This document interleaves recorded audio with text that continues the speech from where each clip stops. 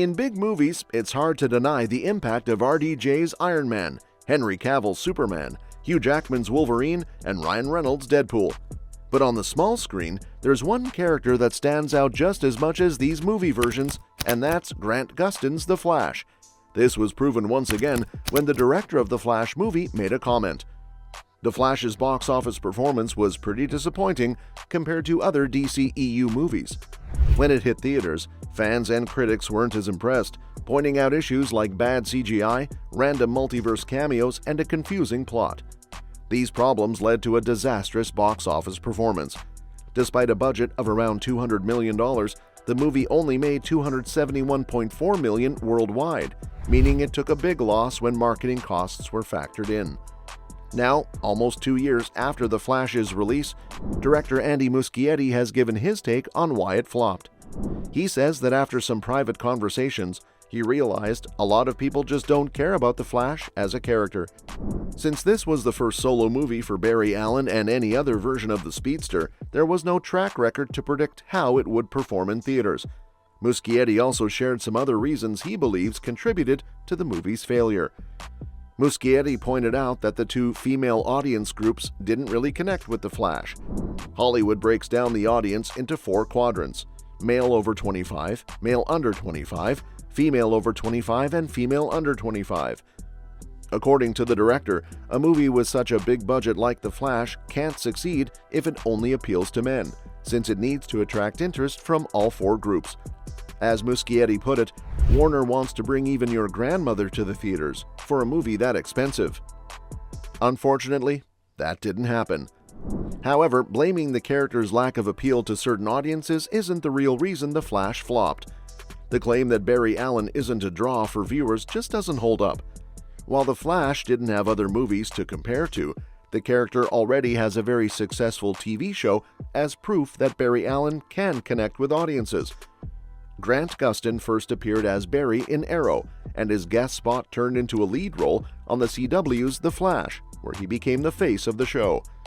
Months before Ezra Miller's DC movie hit theaters in 2023, Gustin's The Flash wrapped up its successful 9-season run. It was the longest-running show in the Arrowverse, even beating Stephen Amell's Arrow, which ended after Season 8.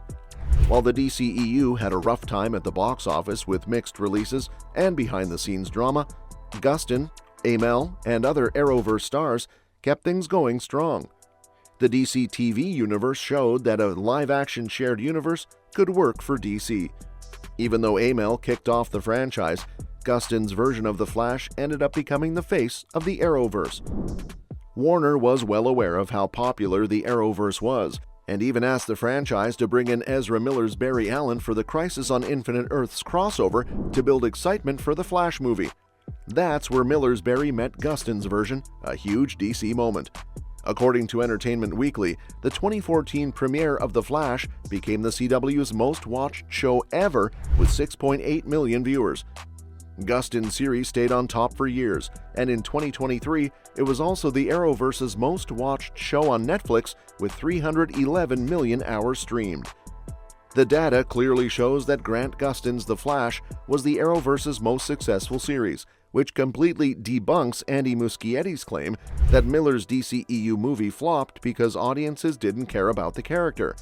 Plus, the director's choice to include multiverse cameos seemed like a miss, as it didn't really align with what DC fans were hoping for. Even though Gustin's time as Barry Allen wrapped up earlier in 2023, fans flooded social media, hoping for a cameo from him in the DCEU film. Unfortunately, Gustin didn't appear, which was a big letdown for many. But that could change now. Since the DC series wrapped, there's been a push for Gustin to return as Barry Allen in James Gunn's DC Universe, even if it's a different version of the character. Gunn and Gustin have spoken about this a few times over the past couple of years. In March 2024, Gunn showed support for the idea, saying, "Of course I'd love to work with him at some point." Gustin's Barry Allen delivered some of the best lines throughout The Flash, making him a fan favorite.